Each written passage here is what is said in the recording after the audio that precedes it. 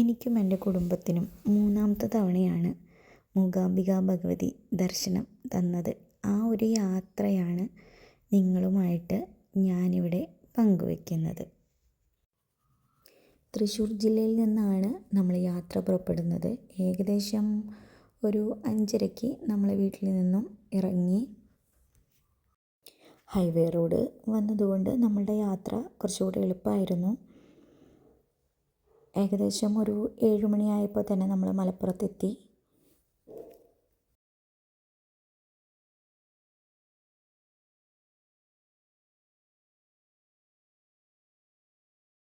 ഈ യാത്രയിൽ ഞാനും ഹസ്ബൻഡും ഞങ്ങളുടെ 2 മക്കളും ഞങ്ങളുടെ ഫ്രണ്ട് നീതുവും മകനുമാണ് ഉണ്ടായിരുന്നത്. അങ്ങനെ മലപ്പുറത്തെത്തിയപ്പോൾ ഞങ്ങൾ ബ്രേക്ക്ഫാസ്റ്റ് കഴിക്കാനായിട്ട് ഇറങ്ങി. ഒരു A1 റെസ്റ്റോറൻറ്റ്, അവിടെ നിന്നാണ് ബ്രേക്ക്ഫാസ്റ്റൊക്കെ കഴിച്ചത്. അത്യാവശ്യം നല്ല നീറ്റ് ആൻഡ് ക്ലീൻ ആയിട്ടുള്ള ഒരു റെസ്റ്റോറൻ്റ് ആയിരുന്നു.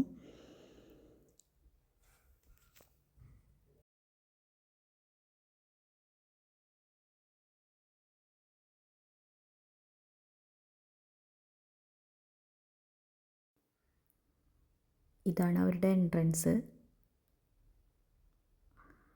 ഫ്രണ്ടിൽ തന്നെ സോഫാസ് ഒക്കെ സെറ്റാക്കിയിട്ടുണ്ട്. നമുക്ക് റെസ്റ്റ് എടുക്കാനായിട്ട് അവിടെ ഇരിക്കാം. പിന്നെ നല്ലൊരു ആംബിയൻസ് ആയിരുന്നു ആ ഹോട്ടലിൽ. ഭക്ഷണം കഴിക്കാനിരിക്കുമ്പോഴായാലും നമുക്ക് പുറത്തെ കാഴ്ചകളൊക്കെ കണ്ട് ഫുഡൊക്കെ കഴിക്കാം. ബ്രേക്ക്ഫാസ്റ്റ് ഞങ്ങൾ കഴിച്ചത് അപ്പം, കുറുമക്കറി, ദോശ, സാമ്പാർ ഇതൊക്കെയായിരുന്നു. ഫുഡൊക്കെ നല്ല ടേസ്റ്റുള്ള ഫുഡായിരുന്നു. അങ്ങനെ ഫുഡൊക്കെ കഴിച്ച് വീണ്ടും യാത്ര തുടങ്ങുകയാണ് ഞങ്ങൾ.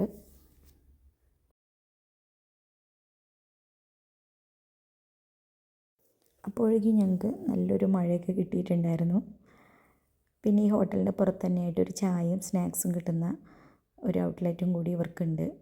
അപ്പോൾ അവിടെ നിന്ന് വേണമെങ്കിൽ നമുക്ക് കഴിക്കാം. പിന്നെ സ്വന്തം വണ്ടിയിലാണ് പോകുന്നവർ ആണെങ്കിൽ നമ്മളുടെ ഫാസ്ടാഗൊക്കെ ഒന്ന് ആക്റ്റീവ് ആക്കി വയ്ക്കുക. കുറച്ച് ടോളുകൾ നമുക്ക് പാസ് ചെയ്യാനുണ്ട്.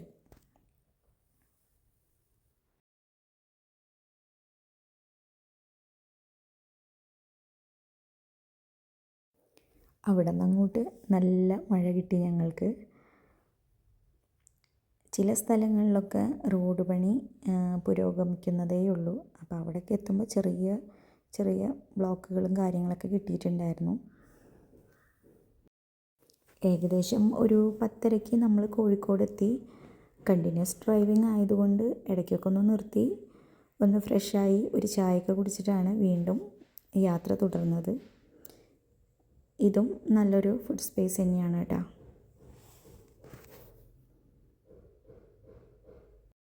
ദ ലീഫ് എന്നാണ് ഈ റെസ്റ്റോറൻറ്റിൻ്റെ പേര്. ഞങ്ങളുടെ ഈ യാത്രയിൽ ഏറ്റവും കൂടുതൽ എൻജോയ് ചെയ്തിട്ടുള്ള 2 പേരാണ് കേട്ടോ ഇത്, അച്ചുവും ശ്രീക്കുവും.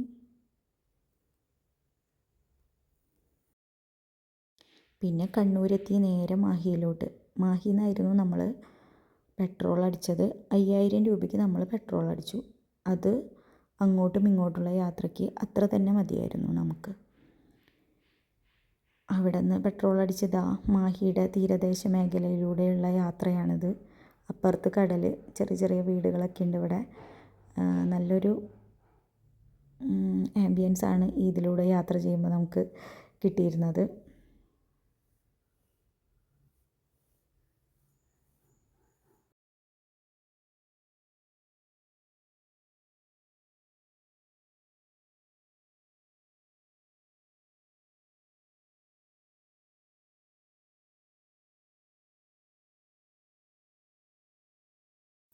കണ്ണൂരിൽ തന്നെയാണ് നമ്മൾ ഉച്ചഭക്ഷണവും കഴിച്ചത്. ഏകദേശം ഒരു 1:30 ആയപ്പോൾ ഊണ് കഴിക്കാനായിട്ട് ഇറങ്ങി. കുട്ടികൾക്കൊക്കെ നല്ല വിശപ്പുണ്ടായിരുന്നു. അപ്പോൾ ഊണ് കഴിച്ചു. ഊണാണ് കഴിച്ചത്.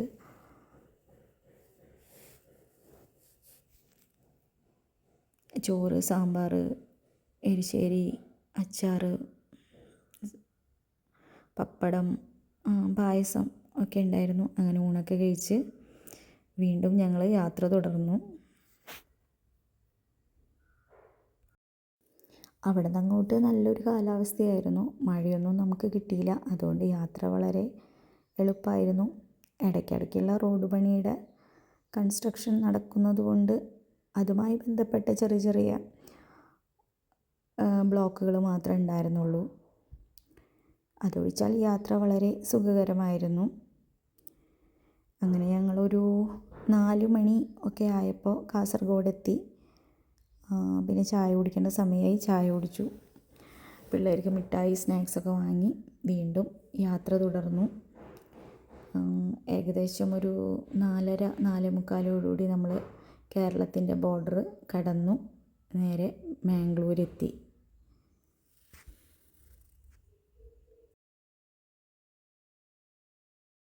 അവിടെയും നല്ല കാലാവസ്ഥ തന്നെയായിരുന്നു. മഴയൊന്നും ഉണ്ടായിരുന്നില്ല.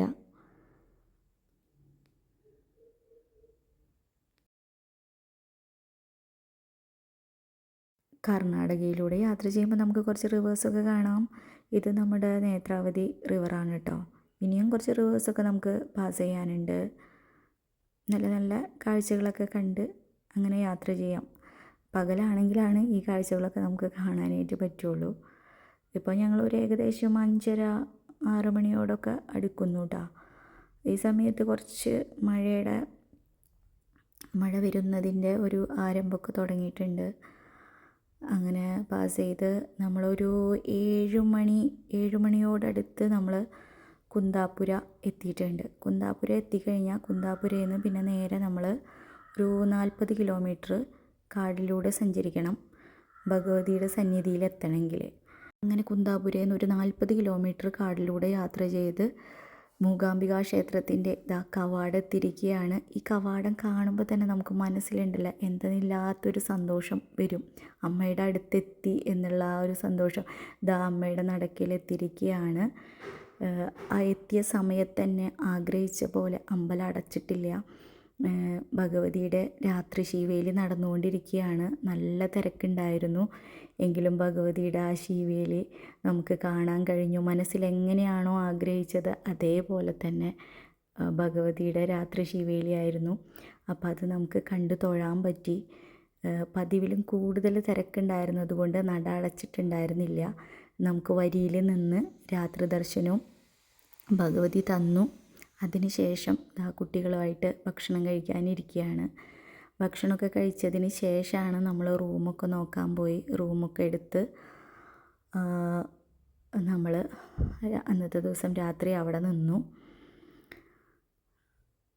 പിന്നെ പിറ്റേ ദിവസം കാലത്ത് എണീറ്റ് നമ്മൾ കുളിച്ച് ഫ്രഷായി അമ്മയുടെ നടയിലെത്തി.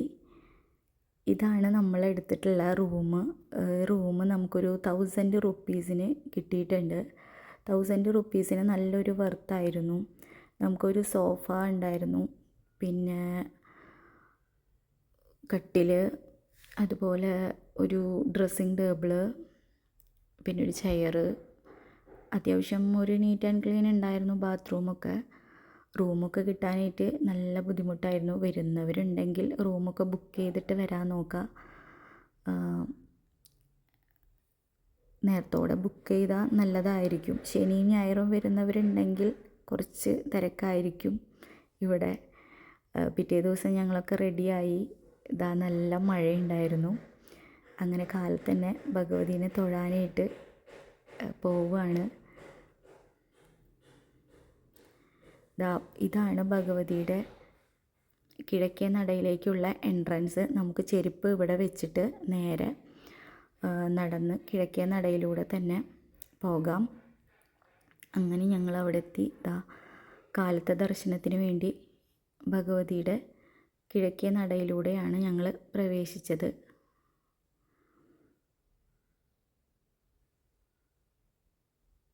ഇതാണ് കിഴക്കേ നട.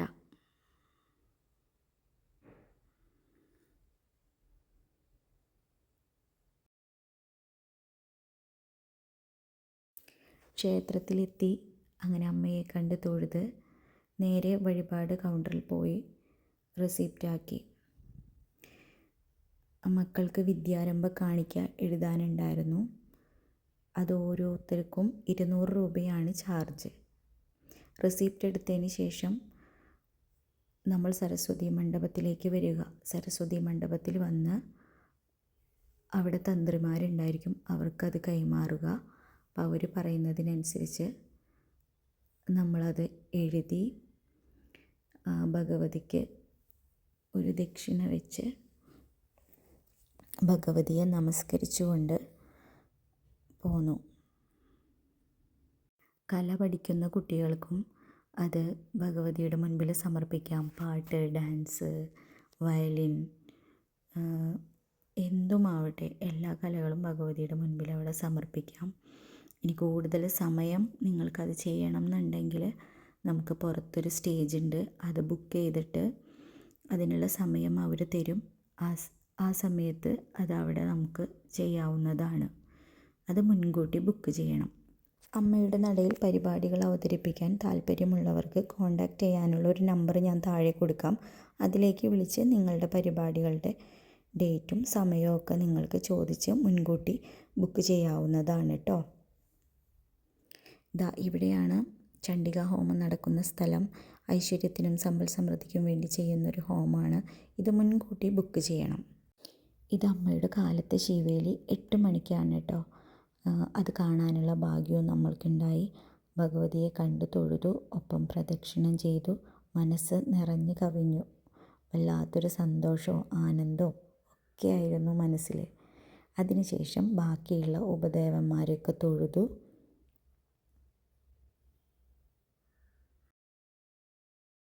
ഇതാണ് കേട്ടോ അമ്മയുടെ സരസ്വതി മണ്ഡപം. ഇവിടെ നല്ല തിരക്കുണ്ട്, ആളുകളൊക്കെ ക്യൂ നിൽക്കുന്നുണ്ട്. ഇതാണ് കേട്ടോ ചണ്ഡികാ ഹോമം നടക്കുന്ന സ്ഥലം. ഇതിൻ്റെ വരാന്തകളിലായിട്ട് നമുക്കിരുന്നിട്ട് നാമം എത്തിക്കാം, ജപിക്കാം കുറച്ച് സമയം. ഞങ്ങളിതാ ഇനി ഉപദേവന്മാരൊക്കെ പ്രാർത്ഥിക്കുകയാണ് കേട്ടോ.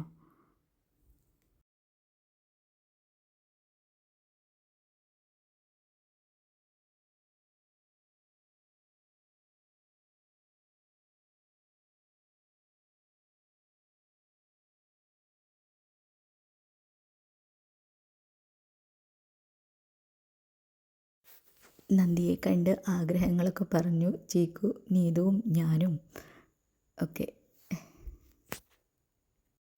ഇത് അമ്മയ്ക്ക് വഴിപാടായിട്ട് ലഭിച്ച സാരികളാണ്. അത് നമുക്ക് അവിടെ നിന്ന് വാങ്ങിക്കാൻ കഴിയും. അതിൻ്റെ വില അതും ഇട്ടിട്ടുണ്ടാവും. അപ്പോൾ അവിടെ നമുക്ക് ചോദിച്ചു കഴിഞ്ഞാൽ അത് വാങ്ങാവുന്നതാണ് നിങ്ങൾക്ക്.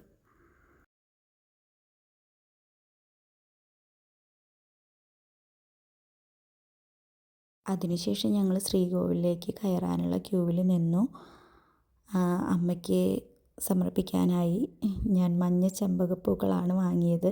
സാധാരണയായി ഞാൻ നാട്ടിൽ നിന്ന് പോകുമ്പോൾ എല്ലാം കൊണ്ടുപോകാറുണ്ടായിരുന്നു. ഇപ്രാവശ്യം പെട്ടെന്നുള്ളൊരു യാത്രയായിരുന്നു.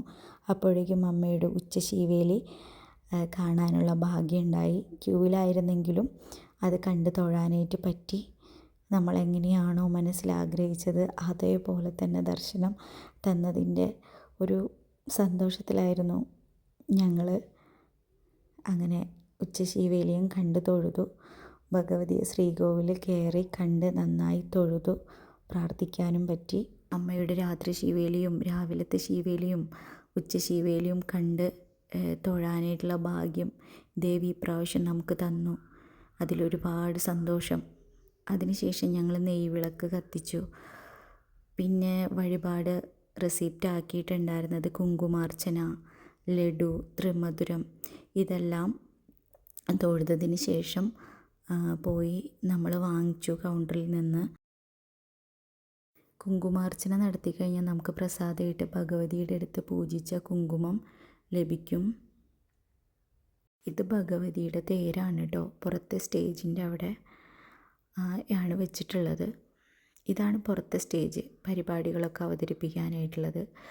ആളുകൾക്ക് ഇരിക്കാനായിട്ട് ചെയേഴ്സൊക്കെ സെറ്റ് ചെയ്തിട്ടുണ്ട്. അങ്ങനെ നമ്മുടെ ദർശനമൊക്കെ കഴിഞ്ഞ് ഭഗവതിയോട് യാത്ര പറഞ്ഞ് പോരുമ്പോൾ മനസ്സിൻ്റെ ഉള്ളിലൊരു സങ്കടമാണ്. ഇനി എന്നാണ് ഇങ്ങോട്ട് എന്നുള്ള പ്രാർത്ഥനയായിട്ട് എത്രയും പെട്ടെന്ന് ഈ നടയിലേക്ക് എത്തിക്കണേ എന്നുള്ളൊരു പ്രാർത്ഥന മാത്രം.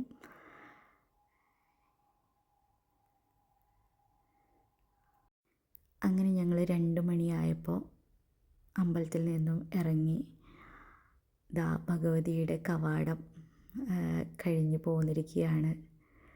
ഇതാണ് ഭഗവതിയുടെ അവിടേക്ക് പോകുമ്പോഴുള്ള കാടിലൂടെയുള്ള ആ യാത്ര. രാത്രി ആയതുകൊണ്ട് എനിക്ക് ആദ്യം എടുക്കാനായിട്ട് പറ്റിയിരുന്നില്ല. അപ്പോൾ പിറ്റേ ദിവസം പകൽ ഞാൻ എടുത്തിട്ടുണ്ട്. ഇങ്ങനെ കാടിലൂടെ ഒരു 40 കിലോമീറ്റർ നമ്മൾ യാത്ര ചെയ്യണം. ഈ യാത്രയിൽ നമ്മളോടൊപ്പം നിന്ന ഒരാളുണ്ട് കേട്ടോ. അത് മറ്റാരുമല്ല, നമ്മളുടെ ഗുരുവായൂരപ്പൻ. അദ്ദേഹമാണ് ഞങ്ങളുടെ സാരഥി. എല്ലാ പ്രാവശ്യവും അദ്ദേഹത്തിൻ്റെ അടുത്ത് പോയി അനുഗ്രഹം മേടിച്ചിട്ടേ നമ്മൾ അമ്മയുടെ അടുത്തേക്ക് പോരാറുള്ളൂ. അപ്പോൾ യാത്രകൾ തീരുന്നില്ല, അമ്മയുടെ അടുത്തേക്ക് ഇനിയുമുണ്ട് കേട്ടോ.